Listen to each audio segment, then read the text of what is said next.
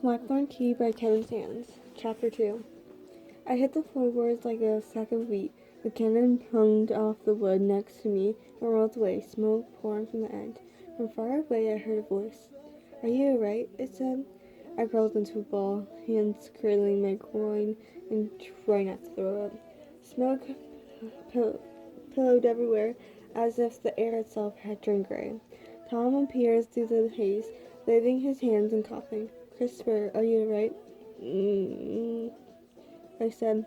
Tom scanned the shop for some remedy that could help me, but sadly there were no Blackthorn's private parts pain poultices. Suddenly he spoke. His voice strangled. "Christopher?" I squinted up the smoke. There, I saw the problem. I wasn't the only one who had taken it where it counts. The cauldron I so carefully aimed at it didn't have a mark on it. The bear in the corner, however, now had a real reason to be angry. The lead shot from our cannon and shredded the fur between its legs.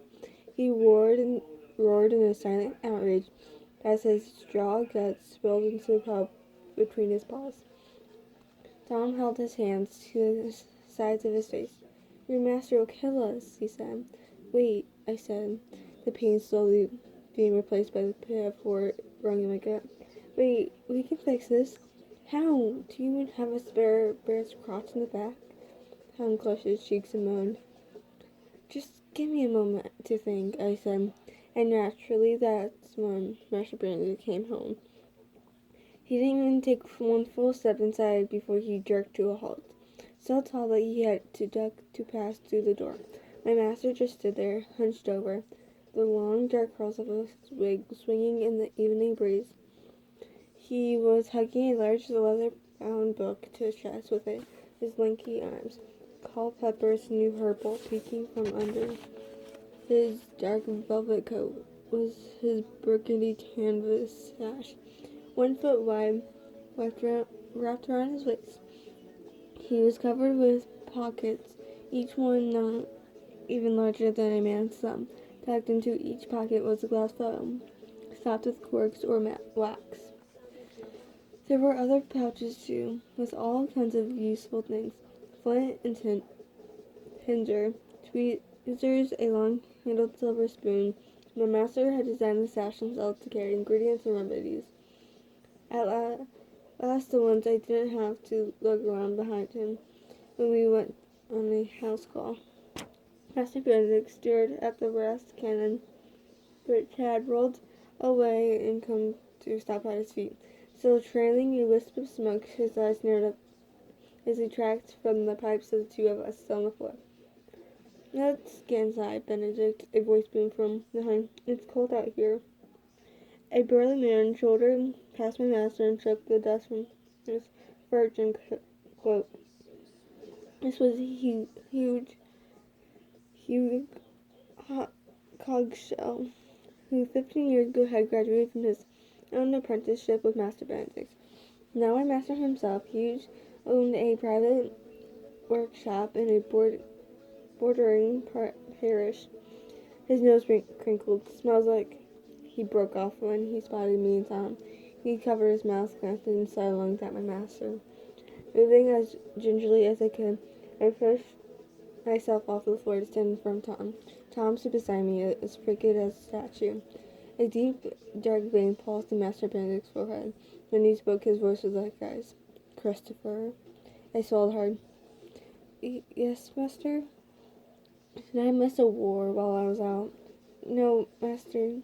"An argument, then? A discussion of court politics?" His words dripped with sarcasm. "Had the Puritans once again seized Parliament and overthrown our returned king?" My face was burning. "No, master." "Then perhaps," he said through grinding teeth, "you could explain what in God's holy name you shot my bear." "I didn't mean to," I said. Tom beside me nodded vigorously. "It was an accident." It seemed to make him even angrier. "You were aiming for the beaver and missed?" I didn't trust myself to speak. I pointed at the cauldron and still tipped on its side on the display table near the fire. For a moment, Master Benedict was silent, then he said, You fired lead slugs at an iron cauldron from 6 feet away. He glanced at Tom. Yes. My master closed his eyes and held his hand to his forehead. Then he leaned in close. Thomas, he said. Tom trembled. I thought he might faint. Yes, sir? Go home. Yes, sir. Tom sailed away, bowing awkwardly over and over again. He grabbed his shirt from the display table and fled in the streets, the door slamming behind him. Master, I began. Be silent. He snapped. I was. This would normally be when the apprentice, in this case me, would receive a solid, heartfelt beating. But in the 3 years I'd lived with Master Benedict, he never struck me, not once. This was so unusual that I passed the whole year under his care before I realized he really was never going to hit me. How he felt the sting of his father's hand every day, thought this was unfair. I felt it was more than fair, considering I spent my first 11 years in a crippled orphanage, where the masters doled out beatings like sweeties at an egg hunt. Sometimes, though, I kind of wish Master Benedict would hit me. Instead, he had this way of looking at me when I had done something wrong. His disappointment burrowed into me, sinking to my heart and staying there. Like now. I put my trust in you, Christopher, he said. Every day, our shop, our home. This is how you treat it? I bowed my head. I wasn't trying to. A cannon, Master Benedict fumed. You could have burned your eyes out. The pipe could have exploded. And if you actually hit the cauldron, then the Lord must have loved a fool. Because I can't see how you missed the thing. I'd be scraping pieces of you off the wall from now until Christmas. Have you no sense of at all? I'm sorry, I mumbled. And you shot my bloody bear, Huge snorted. Don't encourage him, Master Benedict said. You've already given me a lifetime of grief. Huge raised his hands in appeasement. Master Benedict turned back to me. Where did you even get the competitor? He said. I made it. He said, you made it? He finally seemed to notice the drawers on the table. Then he looked at. No, you saw the parchment with the code Tom and I had left beside them. My master peered at it, turned it over. I couldn't read the expression. You deciphered this? He said. I nodded. He took the page from my master's hands and examined it. He glanced about Master Benedict. Something seemed to pass through them, but I couldn't tell what they were thinking. I felt a sudden swell of hope. My master was always pleased when I surprised him with something new. Maybe he'd appreciate that I solved this puzzle on my own, or maybe not. Master Benedict jabbed a bony finger into my ribs. Since you feeling so creative, I'd like you to write out your recipe for today's little adventure 30 times, and write it another 30 times in Latin. But first you will tidy this room, you will put everything back where it belongs, and then you will scrub the floor, the store, the workshop, and every step in the house, tonight, all the way up to the roof. The roof? Now I really wanted to cry. I knew I hadn't exactly been on the side of the angels this evening, but apprentices were already worked to exhaustion. Master Benedict may have been kinder than any master I knew, but my duties didn't change. My day started before the cry of 6. I had to wake first and get the shop ready, help customers, assist my master in the workshop, practice on my own, study, and so on, until, well, the sun had fallen. Then I had to put everything away, prepare the day's last meal, and clean the shop for tomorrow, before I finally got to sleep on my last.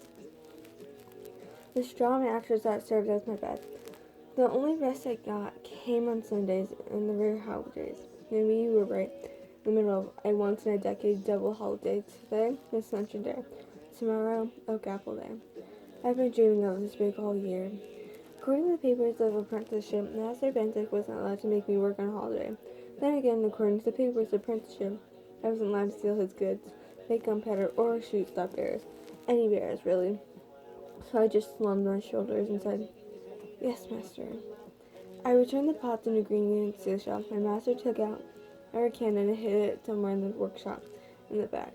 I then spent the next several minutes gathering soot stained the lead pellets which had rolled to every corner of the store.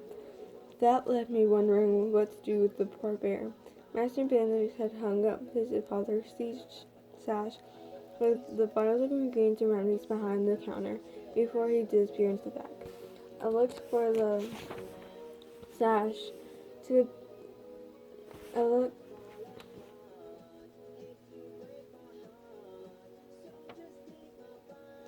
from the sash to the bear in the corner. If we stitched some pockets into a blanket and wrapped it around the bear's hips, I wouldn't do that if I were you. Huge was slouched in the chair beside the fire, flipping through the pages of my master's new herbal.